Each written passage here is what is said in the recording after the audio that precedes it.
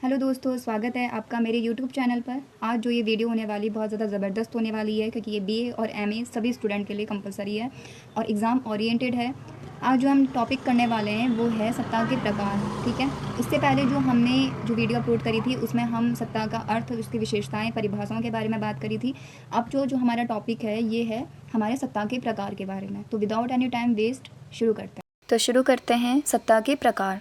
सत्ता के प्रकारों में कितने प्रकार के होते हैं? विशेष तौर पर हमने यहाँ पे लिखे हैं पॉइंट वाइज: परंपरागत सत्ता, कानूनी सत्ता और चमत्कारी सत्ता। ठीक है, तो परंपरागत सत्ता के बारे में पढ़ते हैं। परंपरागत सत्ता क्या है? इस सत्ता में राजा की विशेष भूमिका होती है। ठीक है, जो राजा होता है, यानी कि परंपरा के बारे में, परंपरागत सत्ता के बारे में बात कर रहे हैं, यानी कि पुराने समय में, प्राचीन समय में जो सत्ता होती थी राजा महाराजाओं के टाइम पे, तो उसके बारे में बात है कि इस सत्ता में राजा की विशेष भूमिका होती है। यह सत्ता पैतृक वंश के आधार पर अर्जित की जाती है।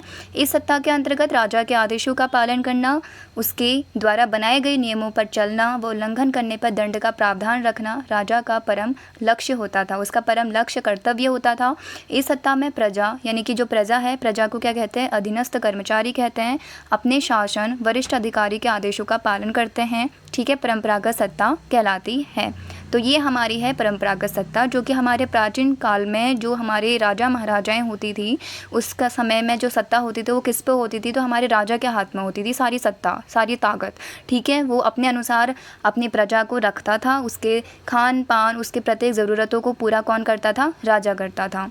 ठीक है, दूसरा है कानूनी सत्ता। कानूनी सत्ता क्या है? इस प्रकार की सत्ता का जो आधार होता है वो कानून का शासन होता है, यानी कि जो हमारे फोर्स हैं, जिन जो प्रतिष्ठित सम्मानित है समाज में, ठीक है, तो उनको क्या मिलता है? जिसके पास एक पद है, ठीक है, तो वो जो कानूनी रूप से क्या मिला गया, उन्हें वो शक्ति या सत्ता दिया गया है।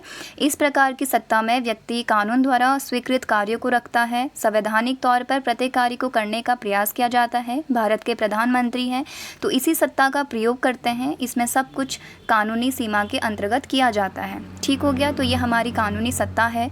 तीसरे पर आते हैं कि चमत्कारी सत्ता, कि यह सत्ता ना तो वैधानिक नियमों और ना ही परंपरागत सत्ता पर आधारित होती है।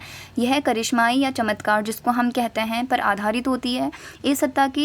इस प्रकार की सत्ता में जिन व्यक्तियों में कोई विलक्षणता या कोई दोष दिखने को मिलते हैं, किसी व्यक्ति के द्वारा उसे अपने, यानी कि इसका कहने का मतलब क्या है कि अगर किसी भी व्यक्ति में क्या मिलता है? दोष देखने को मिलते हैं। ठीक है, तो उसको क्या दोष दिख जाते हैं, तो वो चमत्कारी जो सत्ता, यानी कि चमत्कारी जो व्यक्ति होता है, जिसको एकदम कुदरती द्वारा कोई ना कोई ऐसा गॉड गिफ्टेड जो चीज़ें हम कहते हैं ना, तो अगर वो चीज़ उसको दिखाई देती है तो लोग क्या करते हैं? उसको ही सबसे अपना परम वो मान देते हैं, उसी को ही भगवान मानते हैं कि ये हमारे बेटे को दूर, हमारे बेटे की या हमारे परेशानियों को दूर करेंगे। ठीक है, तो इस तरह के, जैसे आगे पढ़ते हैं कि व्यक्तित्व को इस प्रकार से विकसित कर लिया होता है, यानी कि उस व्यक्ति ने क्या किया जाता है? अपने जो व्यक्तित्व है उसको इस प्रकार से विकसित कर लिया होता है कि प्रत्येक व्यक्ति यह समझने लगता है कि उसको ईश्वर द्वारा कुछ विशेष शक्ति प्रदान की गई है, जिसके परिणाम स्वरूप दोषपूर्ण व्यक्ति के दोषों को अल्पकाल में ही समाप्त कर लिया जाता है।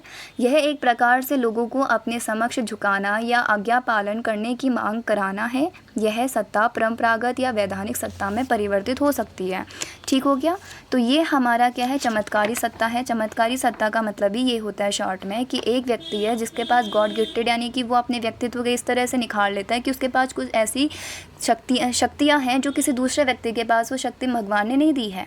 ठीक है, तो सब लोग उसके पास आएंगे, अपनी परेशानी बताएंगे। ठीक है, तो और वो क्या करेगा? दूर करेगा। तो यहाँ पे ये क्या बोला जाता है? तो इसी सत्ता को हम क्या कहते हैं? ये चमत्कारी करिश्माई सत्ता है।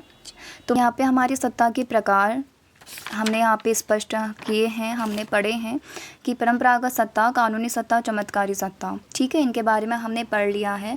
कहीं पे आपको कुछ चीज़ समझ नहीं आएगी तो मुझसे ज़रूर पूछना, कमेंट करना कि ये चीज़ मुझे फिर से समझ में नहीं आई तो दीदी आप मुझे दोबारा समझा दो, तो मैं आपको समझाऊँगी।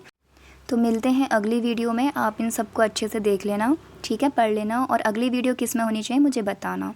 Thanks for watching my video.